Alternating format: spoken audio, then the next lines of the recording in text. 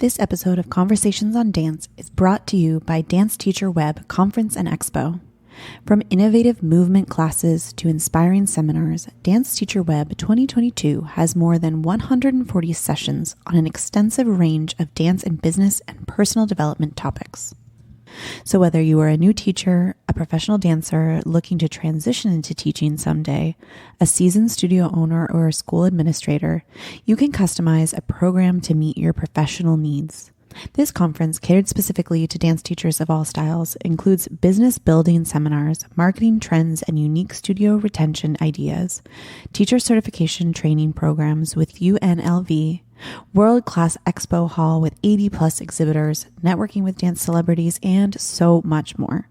Register now for the Dance Teacher Web Conference and Expo, August 4th through 7th, 2022 in Las Vegas, and go into your classes next year loaded with new class content for all levels and ignite your creative flame with ideas for new choreography and music.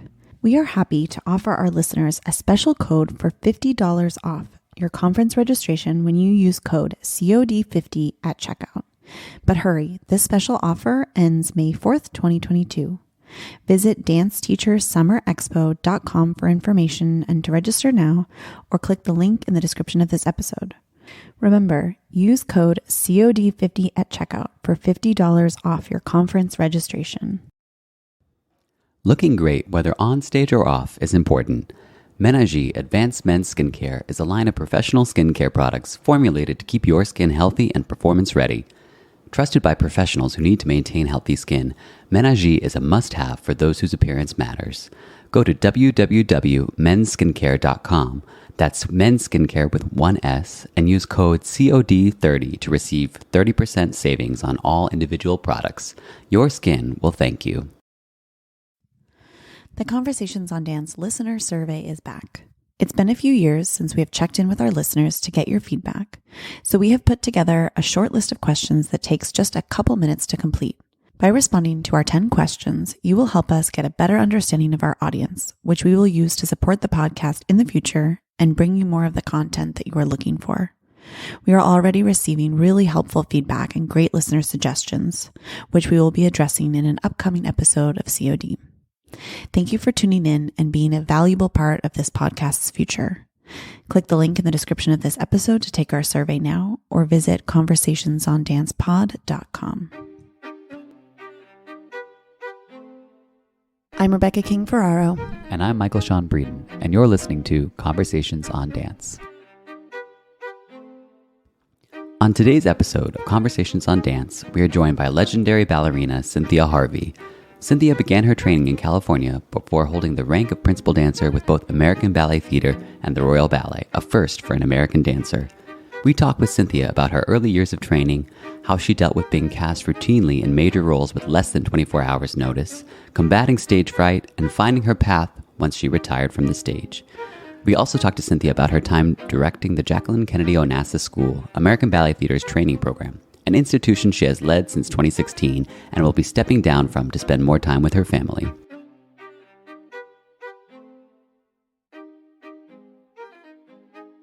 Cynthia, thank you for joining us on this rainy Wednesday morning.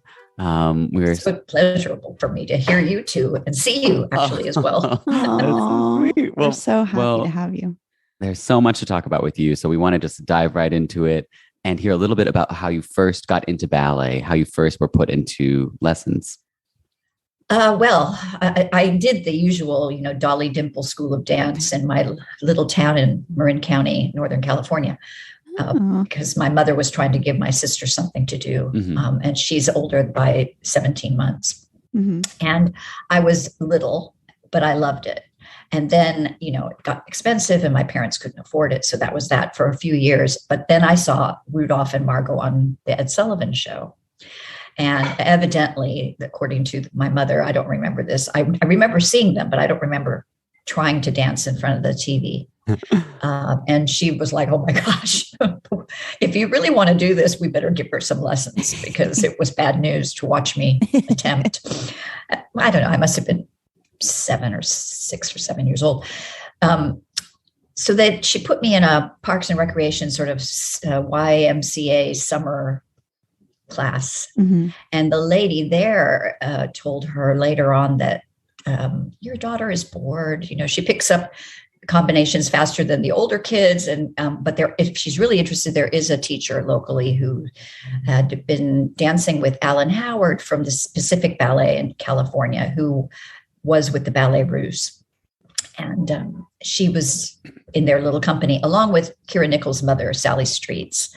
We were all at the same time. And so I was sent to Mrs. Walton, Christine Walton, who's still living in Fairfax, California. And she taught for quite time after I retired, but she had 3 of us, tiny little school, the Novato School of Ballet. There were 3 of us that ended up at ABT, which is kind of amazing for this tiny, tiny little place. Uh-huh.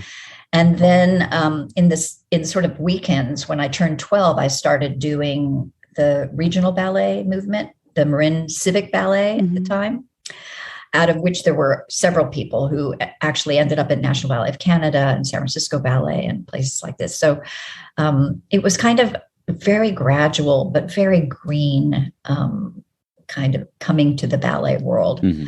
But once I got bitten by that bug, that was that.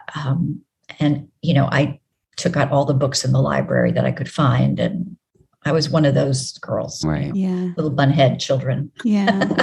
Did you have an awareness of your own talent at that age, or was this something that you really worked for? No, I worked. I was a worker. Yeah. And what I had, which I didn't know, but other people have told me, people like John Meehan later on going, God, you were really coordinated. It never occurred to me because I would always struggle the very first time somebody gave me a variation. I would always find like I couldn't quite grasp it. And somehow I'd go home. I wouldn't physically do it, but I'd think about it in my mind and try to imagine what it would feel like and find my own kinetic way of doing things. And then things would become more comfortable. And it was, sometimes if somebody said I had to do this specific arm in third position, but I felt more comfortable doing it with my left arm, if it was allowable, that would work better for me. So I had to find my own coordination. But that was probably the initial thing. And, once somebody starts to tell you, probably I was around 11 years old, I auditioned for that. The Bolshoi used to tour and they did ballet school, which was like an etudes, like ABT's etudes or the Royal Danish etudes. And I got chosen in that year. I don't remember. It was like maybe 1968, 70 something.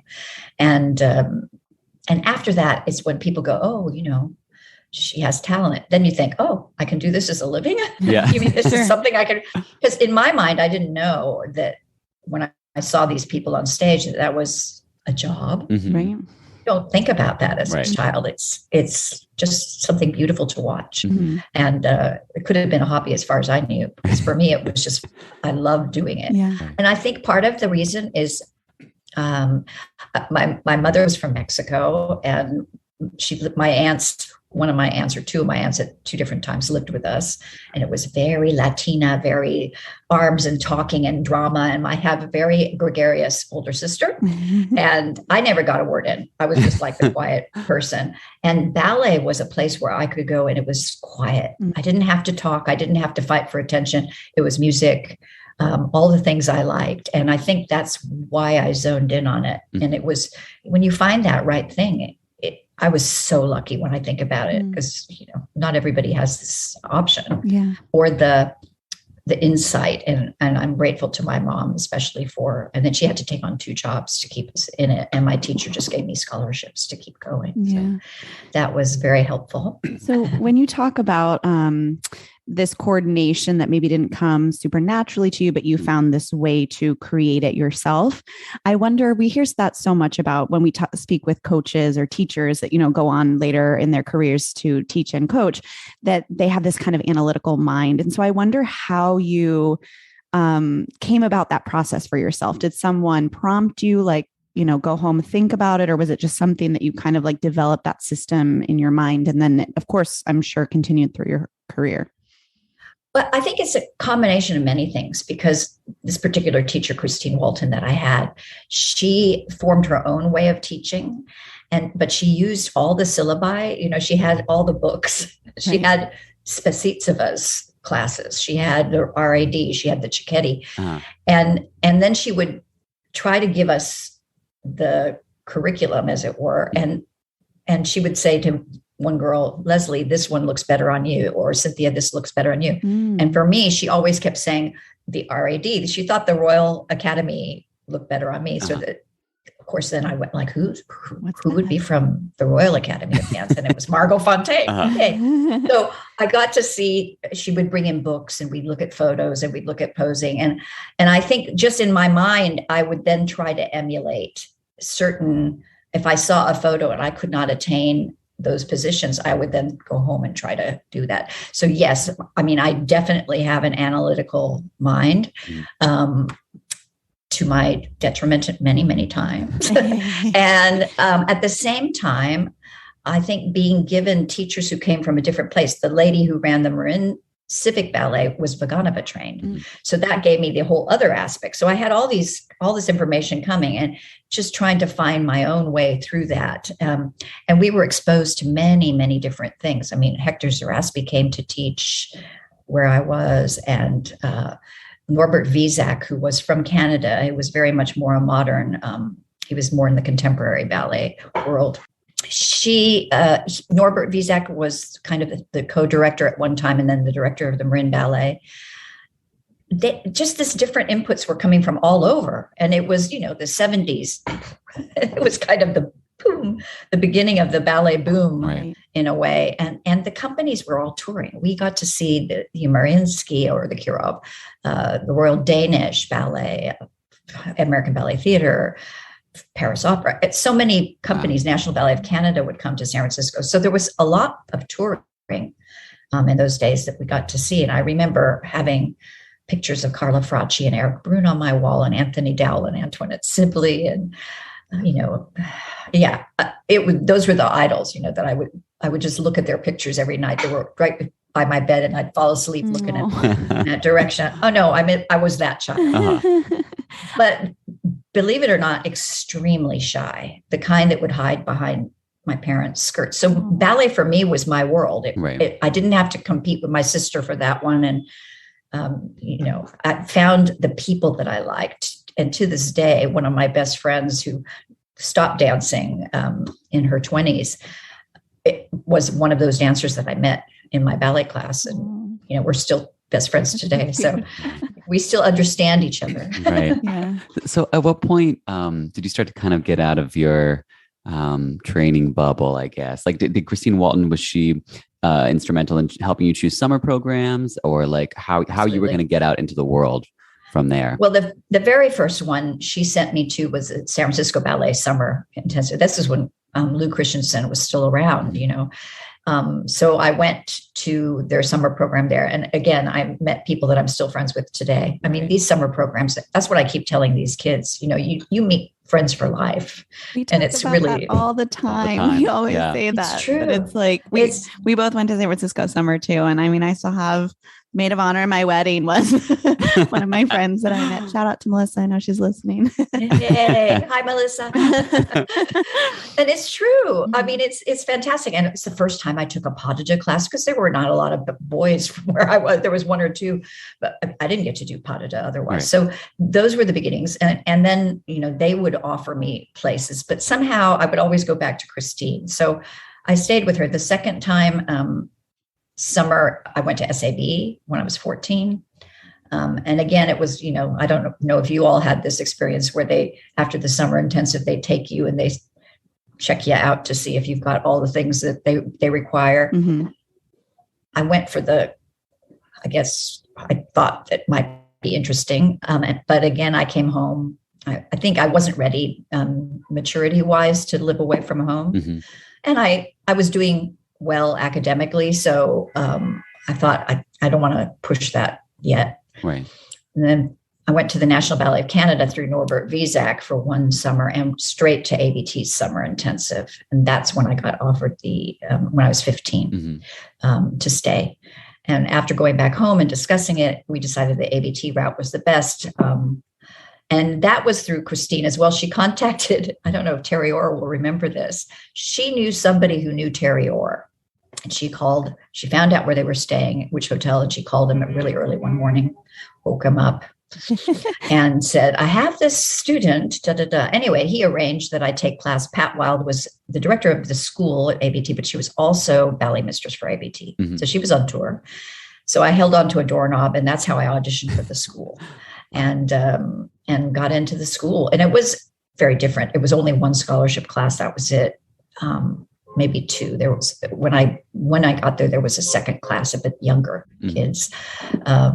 But I had Landon Alien and Patricia Wilde, and Pat Wilde was great. She was hard, but I came to PCS and I attempted that, which was, I think I just recently said that, those days with no internet, and I was trying to do schoolwork, but coming home when the libraries were closed and living in a girls' residence. And it was very, very tough to try to get my grades and homework. And I freaked out because I wasn't getting A's. And that was, in the end, I guess what I had decided was if I end up getting in the company, and I gave myself 4 years, if I didn't see that there was like a future, then I'd go back to school. Mm-hmm. And that was, I had it all planned.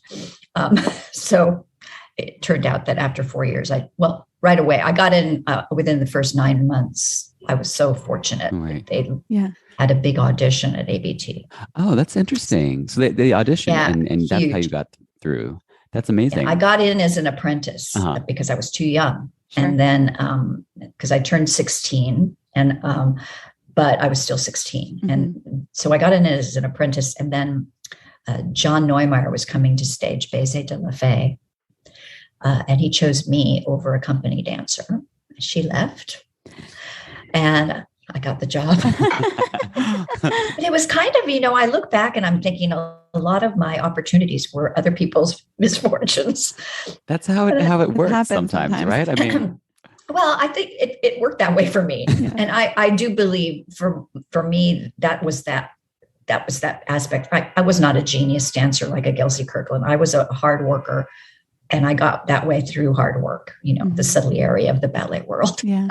I wonder, being, exposed to so many different styles, so many different companies, you're talking about these companies you saw on tour, when you were still kind of, discovering that this could be a job, what company did you have your eye on? Or were you just kind of I just wonder, was it ABT from the get?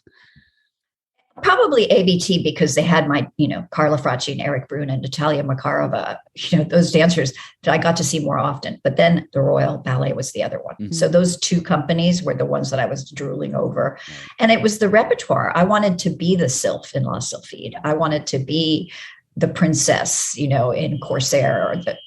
Those were in my head. Because there was no other way I was going to ever become a princess. So I knew that was my option. Mm-hmm. But yeah, it was the roles that I thought, I want to do those roles. And those companies had the Sleeping Beauty and one of the first, but I also saw Maya Plisetskaya do The Dying Swan and Swan Lake. And, I thought, if I could ever do that one day, that would be amazing. Right. So, it's a lot to live up to, though. Right.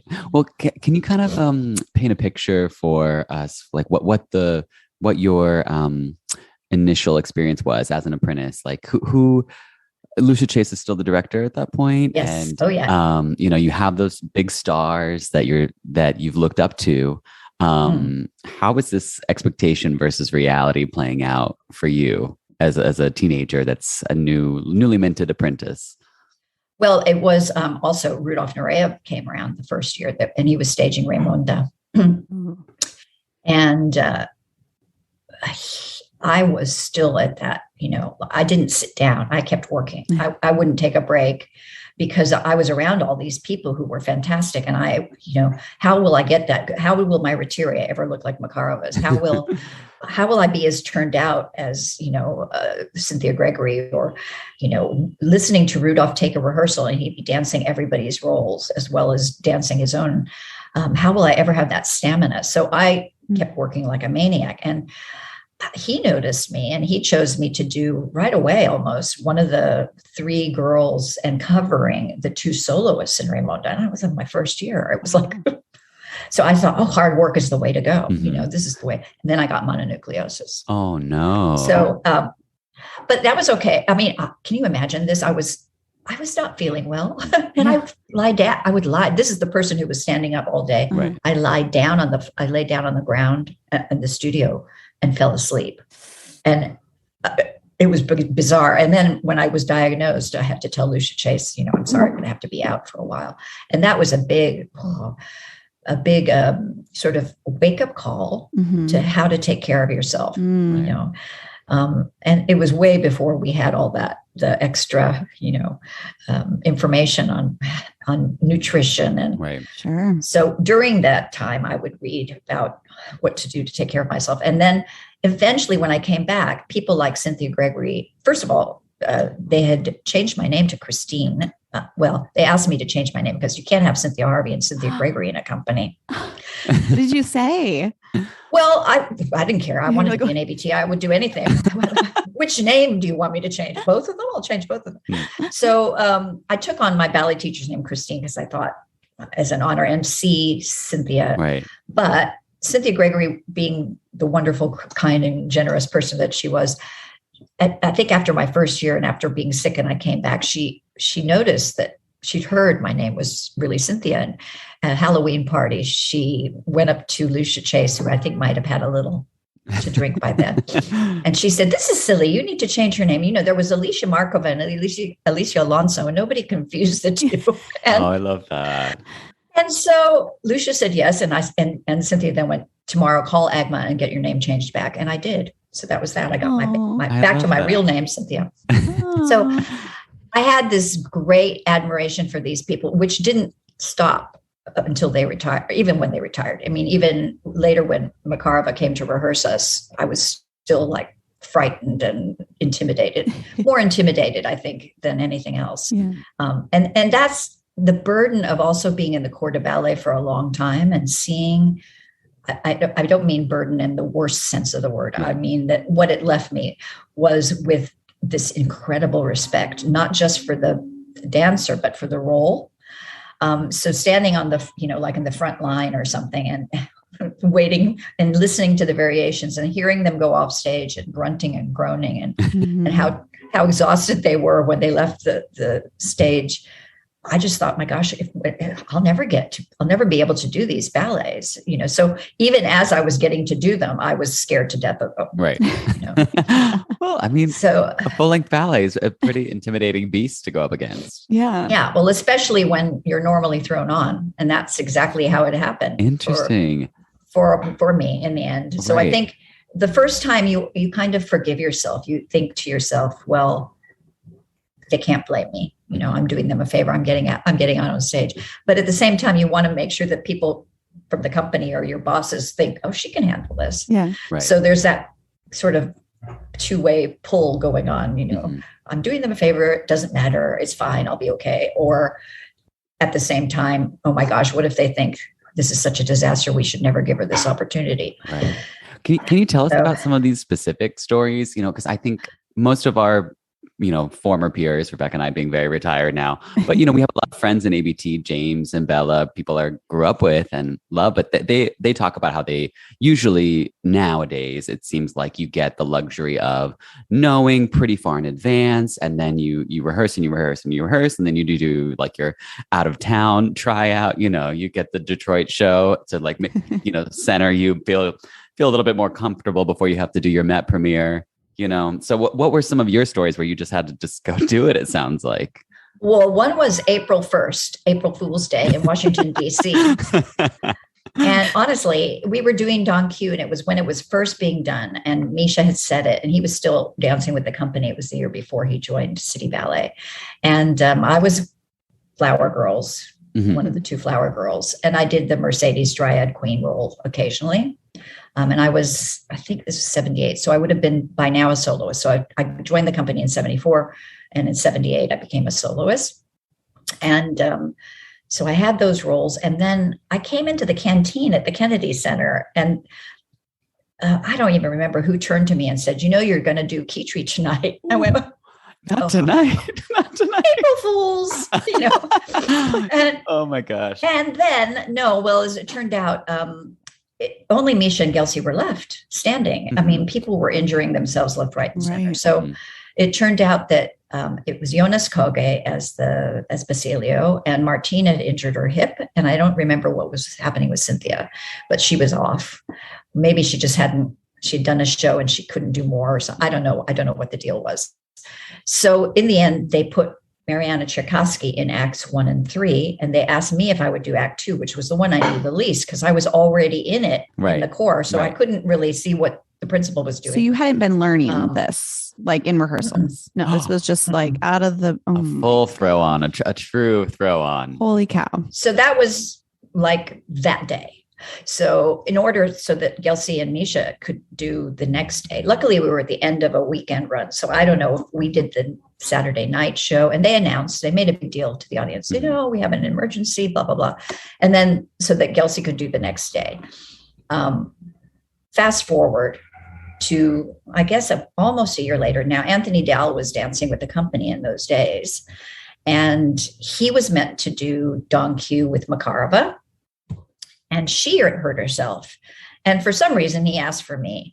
And later on, of course, I found out that he had a little shoulder issue. So he wanted to have somebody who was probably more his height rather than a Cynthia or Martine. Mm-hmm. And he had asked, we kind of, when he was with the company, we got close in terms of, we shared a sense of humor, something about him. We got along really well. He was a very loving and lovely person, and he still is. So he'd asked for me, and I thought, right. But it was 2 or 3 weeks. We'd just been on a 7-week layoff. And I was already doing, I think, Myrta that year. And I had a lot of repertoire to dance.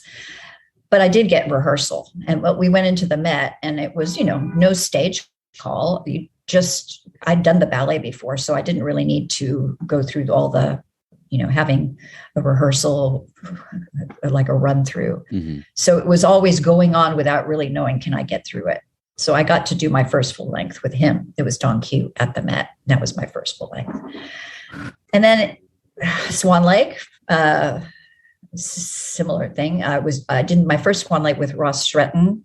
He was at the Joffrey at that time, and he wasn't quite with ABT yet. He wanted to join, but it was like he was in an audition process, and Joffrey wouldn't let him go. And I was rehearsing on my own Swan Lake, and then he showed up the night before. So I had no idea how to get through that stamina wise. Mm-hmm. So all my sort of nightmares about the burden of the ballet were live. Right. And I did the first show, and then they told me, don't leave the theater because Natasha's hurt her calf and we might need you to do it with Misha in the evening. And this was like the story of my career. Right. Like somebody went down in Nutcracker. If I was doing the Spanish, I picked up and went and did Clara. It was just like, who's there? Or once at Wolf Trap, I was out front watching Giselle, and it was Gelsey with Ross. And Carla Stallings was doing Myrta for the very first time. So I had done the matinee, and I went out front to watch. And I'd had, a glass of wine, and I put all my stuff away because you couldn't have your things at the theater in Wolf Trap. You had to put them away. There wasn't enough room.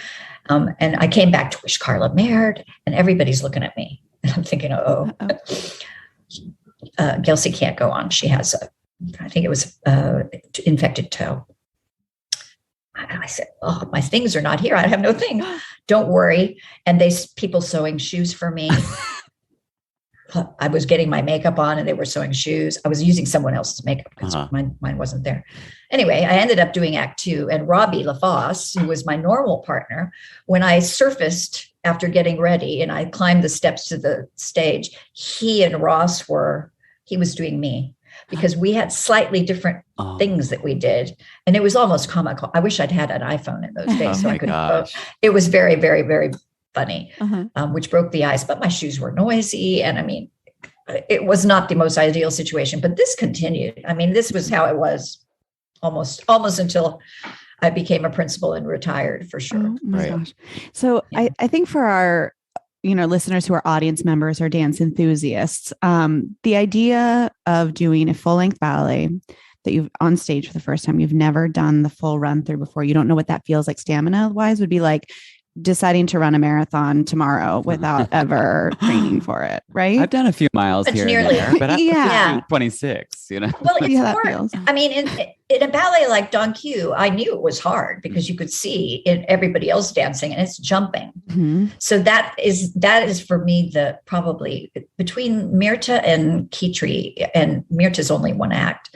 I mean, Kitri, from the minute until the end, it's full on. Mm-hmm. And, even in the dream scene, it's still like, then you have to just pull it together. Mm-hmm. And so it's like a marathon in a way. I mean, however, I did watch it for night after night after night. I was on stage in another role. Mm-hmm. So it's not like I didn't know where people went. And I think that's nowadays what you worry about most is like, will I know who that person in that costume is that I'm supposed to stand next to? Or, but for me, it really was always about stamina. Oh, and even when I had a lot of stamina, or I wouldn't have been able to get through those things. But in my mind, it's like when the blood leaves your heart, it didn't quite make it to my feet. And I would feel like, and with nerves, and I was a very nervous performer on top of it, that I think that, that panic sets in a little bit. The doubts all come to the fore. Sure. So it's a little. I guess that's what I'm wondering, kind of like as an analytical dancer, as you said, you're someone who gets nervous and you have this incredibly daunting task. That's not even like, I'm like, do I know the steps? It's like, can I physically stand up at the end of this? Like, that's like, that fear is so scary. I'm sure, I can't imagine. And so I just wonder, do you feel like there was a benefit almost in just like getting thrown on and just doing it and having to go really fast? Or do you feel like it would have been better to have more time, or would that have just made you feel more crazy in your mind? Well, I don't know. The thing is, the very first time you do it, I remember actually after being thrown on that time, and then there was always, Jürgen Schneider said, he was our ballet master then. He said, you should definitely learn this. And see, he and Patrick Bissell and I started to learn Basilio and Kitri.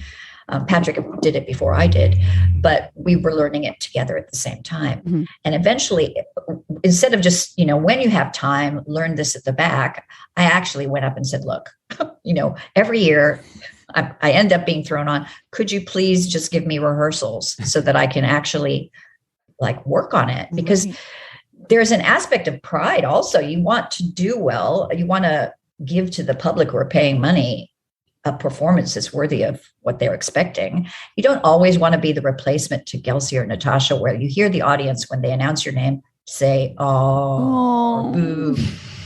Come on. I mean, I heard it, and I would have been there too, doing the same thing if it were me.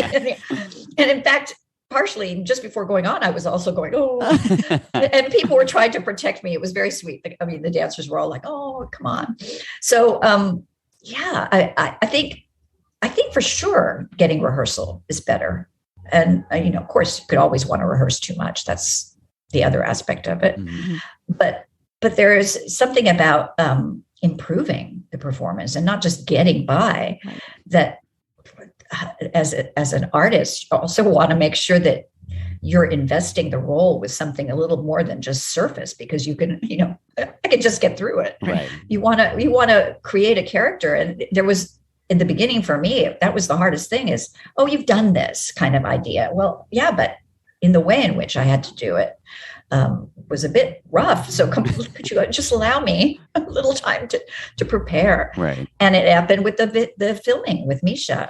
I hadn't done it the whole year. That's what I wanted to bring up next, for sure. I mean, we always talk about this, but especially I feel like people our age, now there's YouTube and things that you have access to so many more videos. But when we were growing up, we would all go to the public library, and there were like 5 videos that we would just, like basically watch so many times they would bust, and one of those was definitely Don Q with you and Misha. So I want to hear. Probably was one of the first back in the dinosaur day.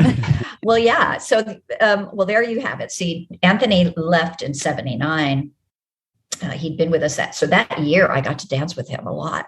so exciting. And other people, I danced with Fernando and Good Enough. And I, again, if somebody went off, Cynthia will do it. And happily, believe me, at that point, once I had gotten to do it with Anthony Dowell, it was like, okay, I can do this. And I got to rehearse. So I finally got to rehearse. But then Anthony left. So I wasn't actually cast. We did the whole tour. And then we got to the Met, and I don't know really the ins and outs of why. It was, of course, meant to be Gelsey. And then I think they looked at other people in the company, and there were several people who danced it in those days. And I think Natasha had a calf problem or something. So Misha asked for me, and I was freaking out. I mean, it was like, come on, filming live? Forever immortalized. And then you have to kind of go, okay, well, I can only do the best I can do. And poor Misha, because I'd like to rehearse, and he had done it zillions of times and probably thought, oh, do I have to rehearse this again? And it was in his blood, he'd been doing it forever. So I just had to get by. And the fan solo, I had never done that one. I hadn't done it with ABT. Misha had put me in the jumping variation that in the videos Susan Jaffe does with the cabriole, because jumping was what I could do. And so later, many years later, when I did it more often, and I eventually danced it with Wes and Julio and many other people. And now I look at myself doing the fan variation with later in my career, it was so much better. I'm like, oh my gosh, how embarrassing. I mean, probably I never jumped as good as I did in the first act. I don't think I ever had that kind of energy ever again. I think that was it. I hit my peak at 25 or 24, whatever it was, in terms of energy. But everything else got better as time went on. And it's just too bad that it didn't get immortalized later in my career. It's so funny because, like Michael, like you were saying, it's like almost we're saturated now with so many YouTube videos. And like for us as dancers in our generation, we always had everything recorded, and it could be on Instagram the next day. Like we never really almost thought about it in the same way. And I'm sure for you, like being inspired by so many of these kinds of videos and stuff, was that, I know you already said it was kind of daunting, but I mean, you did inspire like a generation with that video. And so I just like wonder. It's very hard to imagine that. Right. I have to say, people say this to me, but I find that really, I don't know what it is. It's possibly because when I was still dancing that ballet, there were still people in the company whom I admired. So it was very difficult for me to, now, of course, it's been, 30 some odd years, maybe more. I haven't done the math. And when people say that, my grandmother used to watch you. I don't like it. It's true. It's a compliment, and I take it better now than I did then, because then I was like, you people are crazy. You don't really know what's really good dancing. No, honestly, I think because I was so critical of myself. I mean, you say we used to have those old VHS cameras, and we used to tour, and I never filmed myself. I filmed other things like going to the zoo, and why did I carry it? If I could have been using it, other dancers did. Right. But I think I was so intimidated and so critical of my own dancing that I didn't even look at Don Q until I think it must have been maybe 5 years after we had filmed it. Wow. And not because I didn't love it, because I loved it, Right. but I just knew I would beat myself up about it. It's so hard to watch yourself dance. And that's so funny because we would watch, right, Michael? We would, like, after a performance, after a matinee, everyone would be sitting around that night watching the DVD from the matinee, like giving ourselves notes. Like, it's so funny to think of the option of not having to watch it. Well, I know, but other dancers in the company in my time also watched themselves. Right. I just was the weirdo. Didn't want to. Well, I think you have to like. No, it's stupid. Actually, now I would love to. That advice to myself is like, get over yourself. Well, it's a hard thing. I mean, it can really like damage you. Before, I remember I watched a video of myself doing Valse Fantasy, and then I had to do it at the night, and that show was terrible because I was just in my head I was like, well, you were bad at that. But this is it. Now, would I have had distance if I had seen it straight away? I knew I had to dance it a lot for the next 2 or 3 years. Right. Had I maybe seen it, I could have affected me like it Walt's Fantasy affected you. Right. But who knows? It's all hypothetical now or in the past. You're in very good company because it's so funny. Like one time I got to tell Kay Mazo that like and I saw Bart Cook. I think the same thing. It's my favorite thing to tell people like you that like these videos just made me want to be a dancer and affected my whole life. And every single person, I mean, Kay was like, oh my God, no. I was awful. No, I was awful. She, by the way, I loved her in that too. Yeah, it's so incredible. So I think it's that's just the dancerly way. We all kind of bristle at having to see that. And of course video takes away like the third dimension. Yeah. Yeah. The poetry. Yeah. Oh, yeah. I mean, and I think and this is what scared us about COVID. Are we going to have to be behind the screen? Right. All these performances, I have to say, I was like, I'm so over it. I'm so over watching. I know that it was important to keep the dancers going, but I was so over watching them on a video or on a film right. And I'm a big film goer. I love to go to the films to see movies and cinema, but something after a while, that aspect of the live influencing how the audience influences how the weird things that happen maybe with the orchestra or maybe with your colleagues on stage, how it influences your performance. The sort of spontaneity, it felt like it was gone. Right.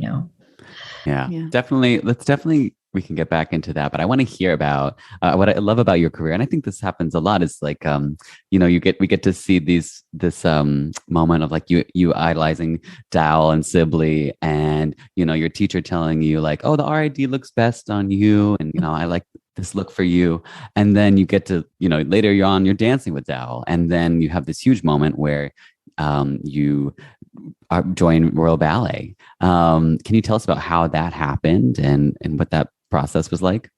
Yeah, it was very odd. I mean, I got a phone call from Anthony Dowell. It was 85 in April. And he said, I'm going to be taking over the Royal Ballet.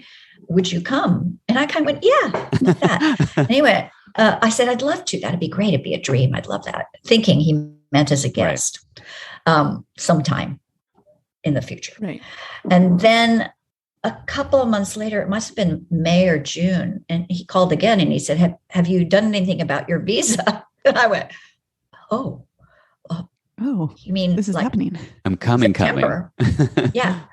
And then I thought, oh, well, I better ask. So I had to ask Misha and Charles, and I asked for a leave of absence. Charles being Charles France, who was sort of the assistant to Misha Baryshnikov, who was our director at the time. And Misha was good. He was really great about it. He was very, I said, you know what it's like. You have a dream to work with other places. I've been here for 13 years, and everyone here thinks of me as up and coming. Then I was a principal, and I even think of myself as that. And I feel like I need a change of scenery to know who I am. And I've been asked to go to the Royal. I will only go if I know I can come back. And they want me to come as a normal member of the company, which I prefer, because if you're a guest, people, don't talk to you. Right. They're not as welcoming. They are, but they aren't. Right. And the expectation is huge. So Anthony was very cognizant of the fact that he didn't want me to feel like the stranger amongst them. So Misha was like, yes, I get it. He said, although we had a lot of repertoire coming, but Charles was a little less understanding. Well, he was I understood him, and he was right. We have dancers, you're going to go away and they're going to come and take your place. And I can't guarantee that your place will be here when you come back. And I thought, okay, well, sure, it's a chance I have to take. So I really didn't discuss it with anybody other than telling them now, this is happening and I'm going to go.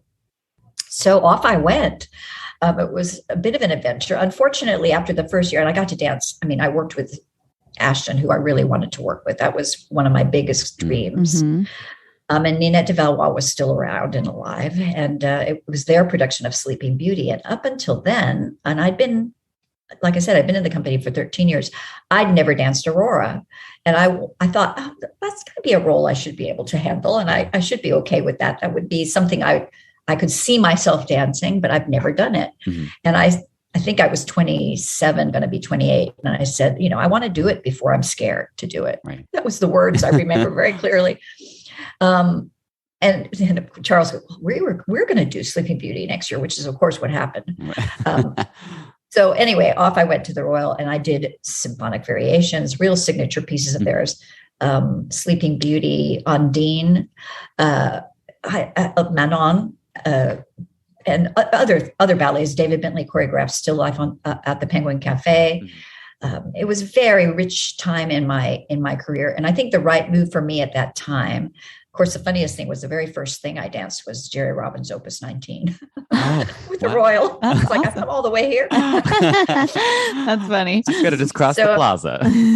Yeah, and it was interesting because I'd only worked with him in Fancy Free with ABT, and it was very interesting having him at the Royal. They were doing Bugaku, which I didn't do, but and John Clifford came and Susie Handel, and it was really, really wonderful time. And again, Sibley was still dancing. I got to learn La Riche in Meyerling. And what I took away from that time was learning how to perform in a more operatic way and using my eyes.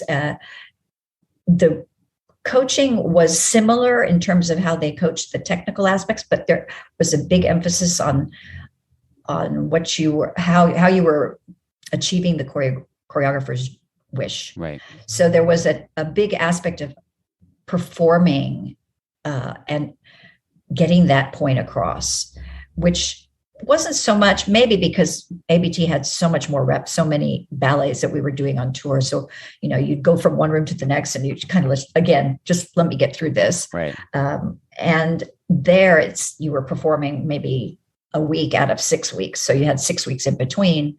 I found it harder to stay in shape. I bet. But what I gained was that aspect, because we use performance to get in shape in America. Mm-hmm. You stay in shape because you're performing like crazy. Right. But there was that really delving into a role and seeing it from the point of view that their expectation. Now, what you can add to that is also something very interesting. So that it really came from a place of, like I say, like an operatic performance to make it larger than life. And I learned that there. And luckily, I was able to bring that back later on to ABT. And I think also not to be seen as up and coming anymore, because in the meantime, the dancers that I admired were slowly going away. So yeah, I came back the year before Misha left, or 2 years before he left, and then Kevin took over. So I had Lucia, Jane Herman, Misha, and Kevin, not necessarily in that order, but I had the 4 directors that have been directing ABT. Wow. That's so interesting. Yeah. So Michael and I were in Miami City Ballet with both under Edward Villela and then Lourdes Lopez. And it kind of, I mean, while it was the same company, it felt a little bit like we, we're in kind of 2 companies. So I wonder if you kind of had that experience too. Well, all your friends are still there. It's all the same people, but with the shift of director, how did that kind of impact your career during those different times? Well, it's quite interesting because when I first joined the company, Lucia hadn't promoted anybody from within the company. She was going outside, and there were dancers that should have been promoted. In my year, they promoted Janet Shibata. And we were, I think, the only 2 ladies who were promoted. But for 4 years, she hadn't promoted anybody. Wow. So the 2 of us were promoted, and it was kind of like, oh, good. Now it looks like they're going to look within. Right. Instead of, I think it was when they brought in Rebecca Wright and Christine Elliott and Star Denias. There were dancers from outside. Magali Messac came with Misha. So then Misha took over, and he wanted to make the company he wanted to probably make his mark. So those of us who were not yet principals, he pushed. Robert LaFosse, myself, Susan Jaffe, Peter Fonseca, people who were hard workers, basically. We worked like fiends. And it paid off. I mean, we got so many opportunities and incredible coaching from him. And the standard, which we cannot take away as much as we try. That for me was the biggest blessing. And then the Jane years were short. And what she did was, in one way, I think it was wise. She actually decided that not all of us should do every ballet. Mm-hmm. So, for instance, if we went on tour, I would do Sleeping Beauty, Alessandro Ferri would do Romeo and Juliet, Christine Dunham would do Raymonda, Susan Jaffe would do Swan Lake. We'd have the first nights of those ballets. Right. We might do another show, but we wouldn't be the first cast. So there wasn't like a ballerina who got everything. Right. And it's felt very, very fair in that regard.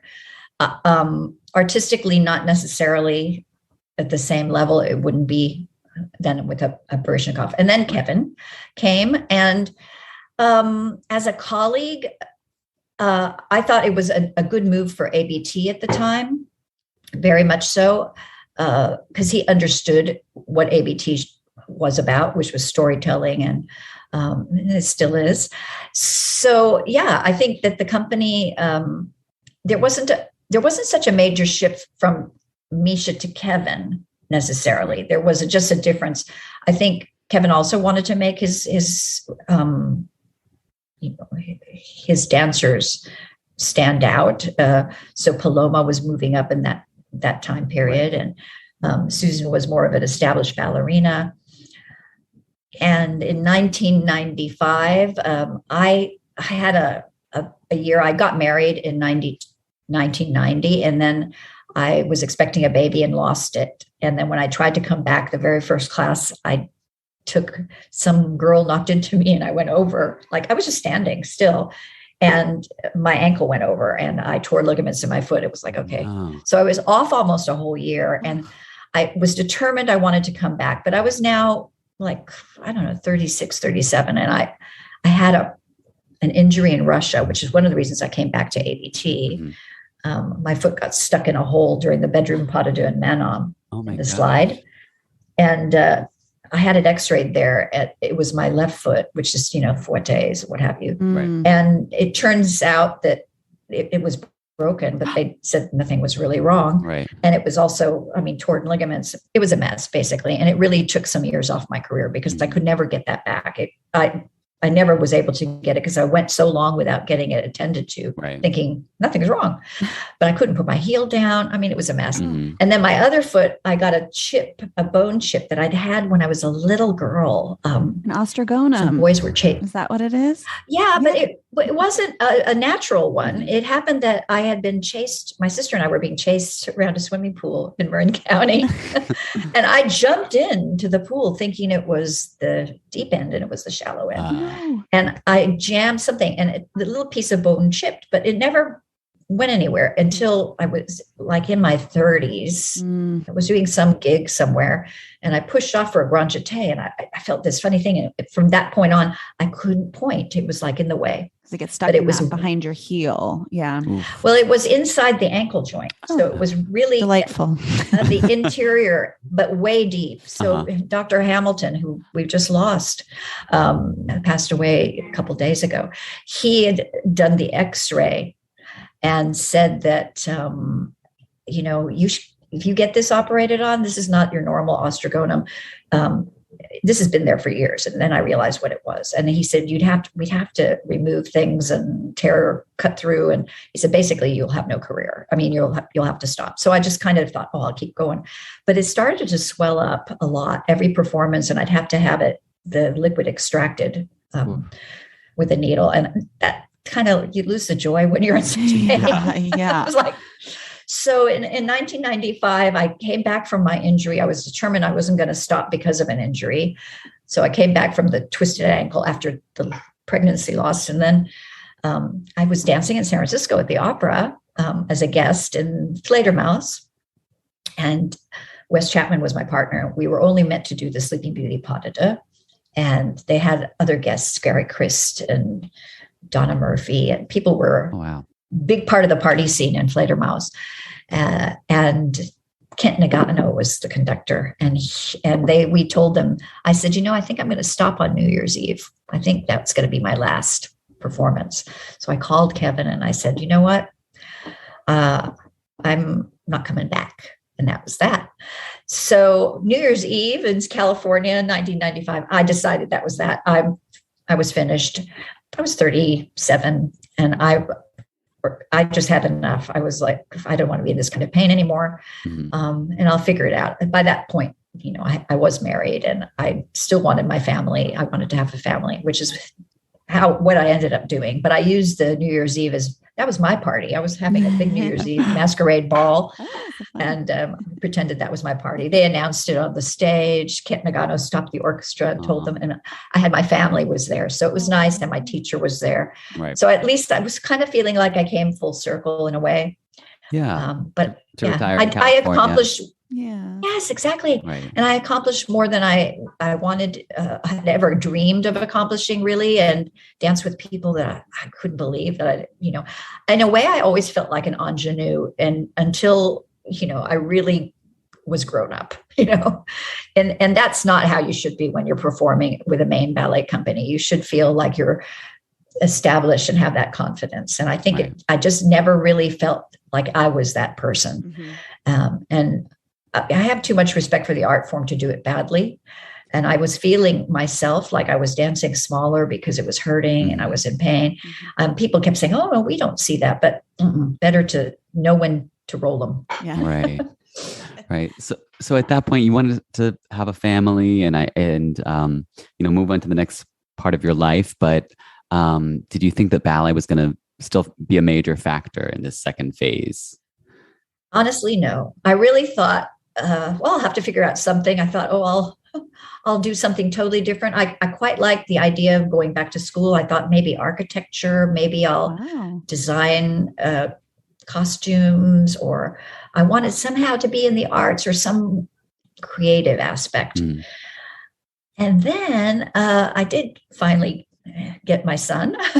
I had my son when I was 41, and always a little late to the party, but I was very happy to do so. And then in 2004, Natasha Makarova asked me if I would help her stage La Bayadere in La Scala in Milan, totally not knowing what to expect, because her normal stager, Olga Evrenov, had a knee issue, I think, so she couldn't make it. So I went, first it was Poland. She asked me to go to Warsaw to stage it there with Susan Jones from ABT. So Susan came and did one part of it, and then I did all the other, like the principals, and rehearsed them. And it got on stage. And then Natasha asked me to do La Scala after that. So I totally didn't embarrass her, I guess. And then La Scala asked me to start teaching. And I kind of went, that might be okay. I would do once a week. After my son was born, I thought, I better keep sort of fit. And I taught once a week at the local school in England, because that's where I'd moved to. I'd moved to England. So I was there for 23 years. And consequently, it just snowballed from there. And people were asking me to teach the Royal and Australia and kind of all over the world. And then other people started to ask me. Madeline Ona asked me to stage Sleeping Beauty in Hong Kong. And I had remedied a production in Oslo prior to that. And Oslo also asked me to stage a Giselle, so I did that. And then in Singapore, I staged a Don Q. And that kind of always blew my mind. And I never wanted to do that. People were like, "Oh, will you do it?" And I always initially went, "Oh, no. But you give me a challenge. And unfortunately, there's some part of the psyche that goes, "Come and meet that challenge." And I'm walking forward with the sort of blinders on, hoping that I can do it. And it's just another process. And I think it's just to tick that box in a way to say, yeah. And with the information I have now, having read all of Alistair Macaulay's information on Giselle, I kind of want to restage some of these things, because you learn more as you go along. Right. And it's like everything. Now I get why all those movies they want to remake. Do it better. I feel that way about, because although we think it can never be better when we're watching a film, I'm going, I know it could be better. I know it could be better. But this production of Giselle, I want to redo it. Right. I'm curious. Obviously, you care so much about these ballets. They've been a part of you for decades. I'm wondering what your personal approach is, as so if someone says, let's do Sleeping Beauty from scratch. how much are you going to draw from like the productions you were in versus things like do you get to fix little moments where maybe when you were doing Aurora, you're like, this isn't really working. Like, I don't know, how much. If I ever staged Swan Lake, I'd take out the fouettes. It's not really working. Well, it's a little combination of both, I have to say. I mean, there were some things in Sleeping Beauty I would go, that doesn't even make sense, right. You know. And then you'd look at the books, you'd study, all the histories and as much as you can. And then see, part of me was always thinking, well, it's gone from A to, I don't know, M. Mm-hmm. How come it got to M? Right. And sometimes it made sense. Mm-hmm. And other times you just kind of went, oh, well, no, nobody's going to notice. And it doesn't make any difference to the story. Right. I don't mean to be flippant, but I mean, if it doesn't make any difference to the story, I'm going to leave that. Mm-hmm. Sure. And a lot of times it depends on the dancers you have in front of you. Mm-hmm. Is it going to make them look worse? Is it going to make them look good? Right. And I don't think so much about me and the production, but I think, how am I going to do justice to this company that has asked me to do this production? Mm-hmm. So it's a combination, really. Mm-hmm. But often for me, it has to make sense. Like if somebody exits stage left, but they come back on stage right 2 minutes later, you kind of wonder what was that all about? Yeah. And why are they not coming on? And that happens a lot. That's funny. Oh, but it annoys me. The bathroom was over there. That's why, they just had to. Yeah. She went off inside the house. Why is she coming back on another? Right. Did she have a back door? It's like, so a lot of those kind of things, it has to make sense to me on a really basic level. And then because, the audience comes there, we suspend belief anyway, right. But you can't make it so ridiculous that they're not going to buy it. Right. So that's part of it. Then the other thing for me that's really important is having a scenery and set design that matches my expectation. But I do go back to the production. With Sleeping Beauty, I think I danced 4 different productions. Mm-hmm. So which one was the one that I loved the most? Mm-hmm. And what are the reasons? Is it only because it felt good? Yeah. That's not good enough. It felt good that's not even the reason why it should be. But, why was that production a success? What made it that way? So I tend to look at those things. Yeah. I'm wondering when you're talking about what you've read that Alistair Macaulay has done about Giselle, he did a huge question and answer, right, about Giselle. It's on his website. And I wonder what you got from that you might take if you were able to restage Giselle again in the future. I think it would be the ending, having Bathilde come back and forgive Albrecht. I know that the West, we like those tragic endings, right? Him. And I think the Albrechts love the drama of dropping the flowers and being there by the grave. And do we know if he comes back the next night? Mm-hmm. But I think it does make dramatic sense to have, that's a resolution. Yeah. Just having, he's going to have to live with this, that he did. He was forgiven. He should be happy. Right. And Giselle forgives him as well. Mm-hmm. So in a way, it's all forgiving. Right. He lived his dream, and then that's that. Mm-hmm. So I like the idea, but I don't know. A lot of it would depend on whether the company would approve of that. Do they want to make it that much longer? There has to be those 4 minutes more. So that for me, that was the first prime thing. I actually have. He commented on how most productions don't have the. I think they play with dice in one production in the beginning of Act 2. I've done that. The guys, as a baby apprentice. Dice. Yeah. I have them with lanterns, and I don't think they're playing with dice. They're just discussing things, and they get spooked by the willies as well. So they're there. So yeah, I think they're little things, and how the willies, when they do their chugs across the stage, whether their head is down and up. And I think he says they should have their heads up, and we always had our heads down at ABT. And if I could change that, actually Oslo are doing the production again in September. So I'm going to go back in August. And as a former Willie, I endorse that message of not having that back pain of being an ironing board going across the stage. I know. That was like me with Bayadere, having done First Girl. It was like, I so feel for those girls. Mm-hmm. Even till the end, I was like, those poor girls. Right. They deserve more applause than any principal dancer in that ballet. But isn't isn't it funny? Like, I mean, because the image of the head down chugs, like that's what I've been watching Iconic, since. yeah. I mean, I saw the ABT Giselle production, the present production, when I was like 11 or something at Kennedy Center. It's the same production, and that's what I saw. But then we get confused and we think that is like that is the authentic or the original version. Exactly. Well, because every company does it now. I mean, Royal Ballet does it. Who doesn't? Even I think the Russians, even to a certain extent, they might have their heads a bit higher, but that is what I grew up with. Right. So why would I have thought it was any different? And actually, the image, I get it. To me, it is kind of more powerful and kind of direct and thoughtful and, kind of vindictive with your head sort of down, but even more so if you have your head up. But can we get all those girls like that? Right. That would be the challenge. So, yeah. And the sort of with the feeling that has to come with it. I think that's the important part. So I'll see if I can get that, at least that little thing done. See. I don't think I can get at this point, the extra music, the happy music at the end with Batild. Right. But let's talk a little bit about your time at JKO, which has been ABT's school for nearly 2 decades now. You began to head the school in 2016.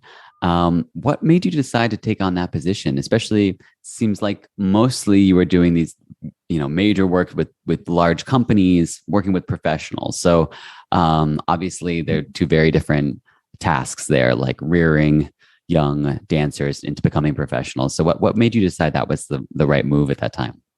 Well, actually, what I don't talk about is that I was teaching in England for a ballet school in Norwich, and I guest taught for a long time at the Royal and at English National Ballet School. And in Italy, I taught at a school called Il Balletto. So I did a lot of teaching with kids every year, several. But when I would stage productions or guest teach professionally, people really more interested in companies than schools. So that's what you talk about in the end. I think, again, it was the challenge. Kevin contacted me because he'd heard that Franco De Vita and his partner Raymond Lukens were considering retirement. And, he didn't want the school to be without a director. And would I think about it? And I said, well, yeah, but I kind of would have to see the school. I hadn't seen the school, I think, since I had taught at the summer intensives every year, pretty much till 2007. And then there was this big gap between 2007 and 2000. I think I came back in 2014 for one year at some point. And then a couple of years passed, and I thought, well, I just need to see the regular school, not the summer intensive. Right. And I thought, it's a lot of potential here. But I didn't need the job. And it wasn't like I felt it was a calling, but it was the challenge. And I thought, would I be upset if I didn't do it? Would I have regrets? And the answer to that was yes. And it's really been the most enriching thing, totally satisfying in such a different way from performing. I really did it also because I thought I would like to be part of the conversation about where dance is going to go and where ballet in particular could go and what's the objectives. Not in the end, I wasn't called to the table to talk about it very much. So kind of felt like, okay, well, I can only influence what's in front of me and what I'm doing here. Mainly because in my contract itself, I'm really just too busy to have the time. There's Dance USA and I'm supposed to be on the affinity group, but I can never make the meetings because I'm teaching, when they have them. And people, well, you make the schedule. Why don't you just take yourself out? But what they don't realize is that part of what I'm being paid for is that I have to teach a certain amount every week. That's in and in New York and with American dancers, not all the classes go at 9 in the morning or 10 in the morning. For ABT, the earliest one is at 11. And I feel like I'm better with the sort of 14 to 16 age group. With the teachers that I have, the slightly younger who come around, between 1:30 and 4:00. So it's smack in the middle of the day. And I have to do meetings. I have the national training curriculum. So, my day is full. There's just not like hours to spend on a conversation. And that's unfortunate because I really did want to be part of the conversation. I talk to myself all the time about it. Constantly. And we have our own, we've had talks on ethics and diversity, equity, and inclusion, and all those things that are so important to expand on the conversation of where ballet and where it can go more to the future. And it's so complicated, and you have to try to be fair. And one of the things about ballet is that, I was asked by our board committee, education committee, how do you cast the school show? It's like, well, you put the best people on. Right. It's like, well, is that fair? Right. Like, well, yeah, I have to represent the school, and you can't, we have 2 shows. It's not like we have 14 shows that you can give everybody an opportunity.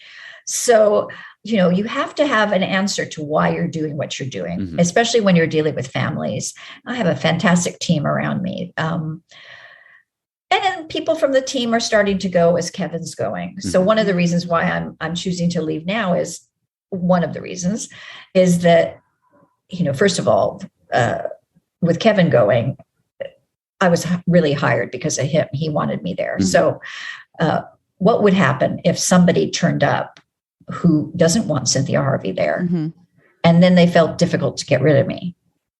I don't like this person already. So. Well, it could be. I mean, people go, "Oh, that won't happen." Yes, it could. Well, it could very well happen if they have. Like when Rachel Moore came from Boston to be the executive director of ABT, she wanted Raymond and Franco because that's who she knew from there. Sure, and they're entitled. So that's one reason. And it's also, what if I didn't totally approve of who becomes a director? I don't even know. We don't know yet still who's going to be. So better that I go before any of that's a possibility. Plus, during COVID, I was sitting here in this apartment teaching for 19 months. And I missed my son, who's in England. He's in computer science now. He's finished school, but he was still in school at that time, up until last year. And I just thought, what if we have another pandemic? Or what if something happens in the world and I'm so far away? Right. And then, I have my real sister who's in California, and I'm far away. My family have always been there for me. If I did a premiere, they'd fly to see me in England, or I've never been available to them. And even now that I'm in New York, I'm in my mind, I'm going to have time to take up guitar lessons, which I wanted to do, or maybe hone my Spanish skills and get better at that. Not even possible. Not a moment. I mean, even going to the Met to watch a performance of ABT during our summer intensive is like, oh gosh, I don't know if I could do it. Right. And, it's the things that I feel like I need to be at least there for my family in my twilight years.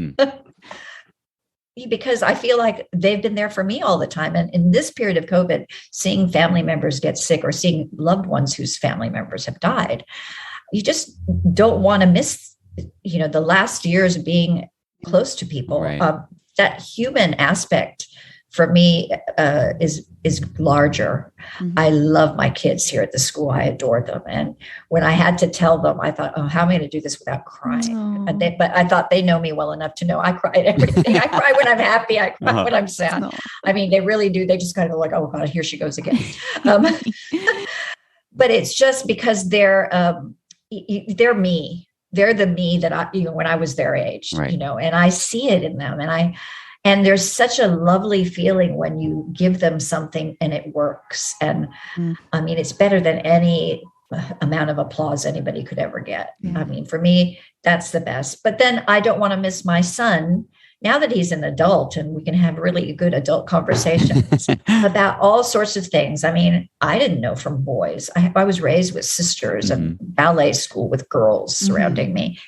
And I have this male child who's into science and Lego when he was little. And I got to learn all about those things. And now, it's all sorts of computing and binary numbers and things that I still don't really understand and very little interest, but I owe it to him to find out more about what makes him tick. And, I was always busy. And so it's better late than never is how I feel about this. And I'm still going to be teaching, and I will they'll have my email that people can contact me. And I've already had offers to teach around the world again. And that's great. I mean, I kept having them in the last 6 years, but I've never been able to go.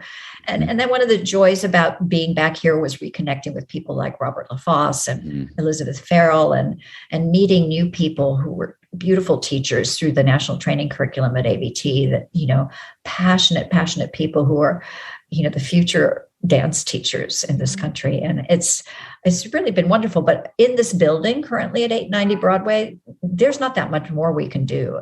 We're so trapped with so few studios. Right.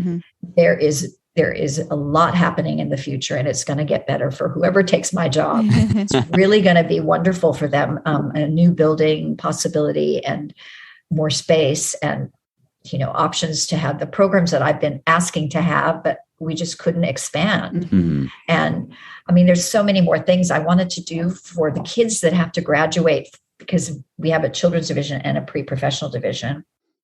And, not all of them can become professional dancers or, and that's my decision, but to at least allow them to continue training somewhere that, to give them when they're having to move into high school as it is, which is also a traumatic time of year for a lot of kids.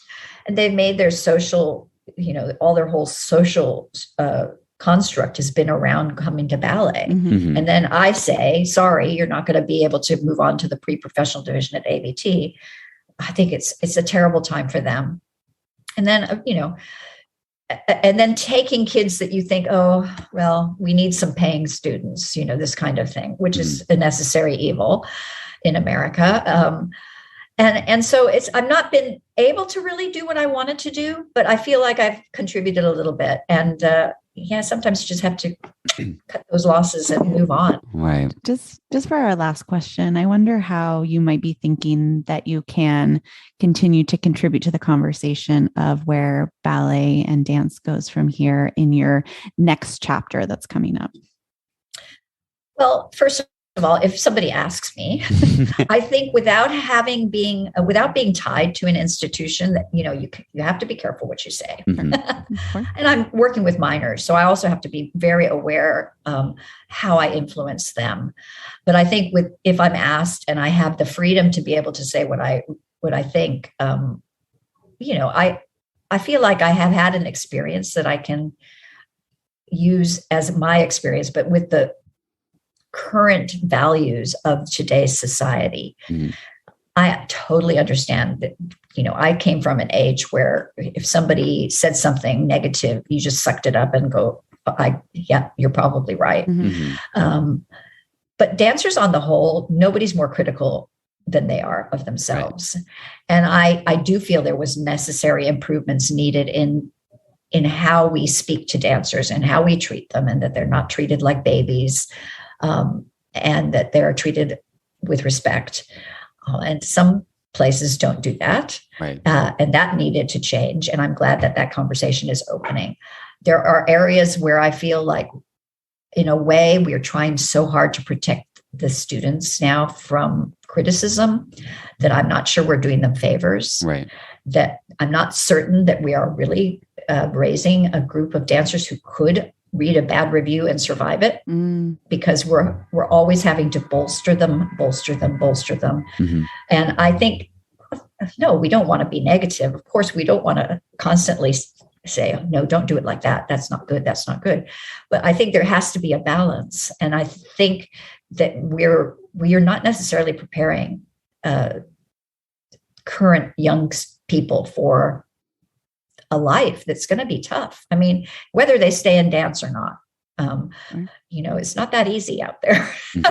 And you have to have a little bit of the ability to just, pull up your socks and get back on it and try again. And in some ways, I feel like it's almost gone, and I think like everything, it almost goes too far and then finds its happy middle area, middle zone. And I'm hoping that it can kind of like, we can solidify things. There's many areas we need to discuss gender much more, and what we're going to do with the kids who are struggling with the gender identity. And, we got to get out there with information that's helpful to them. But the most important thing for me has always been their safety and their training, so that they train in a safe way, so that whatever, mentally, physically, that however we lead them safely into their futures. Yeah. Yeah. Well, Cynthia, anyone that gets the chance to work with you, I think they're so lucky, and you have so much incredible knowledge, and just, hearing about the way you approach things from the time you were little, like that, even just that, bringing that to today's generation, you're so thoughtful and analytical, and it's just, I'm sure anyone that gets to have you as a coach or teacher is just so lucky. So I'm really hopeful that you'll still be out there. See your family, but I will. But yeah, I'm retirement age. I really am. So it's time. It's time. I had always thought, okay, 65, that's it. And I'm 65 next month. So enough. But I can choose. I can pick and choose. Yeah. Yeah. So it works. I can still do a grand battement. So that much I can do. Better, more than I can say. More than only with the one leg. Hey. That's something to be proud of for sure. Cynthia, at least for now. Thank you so much. This was such a delight. We just enjoyed it so much. Thank you for your time. Thank you both. Take good care.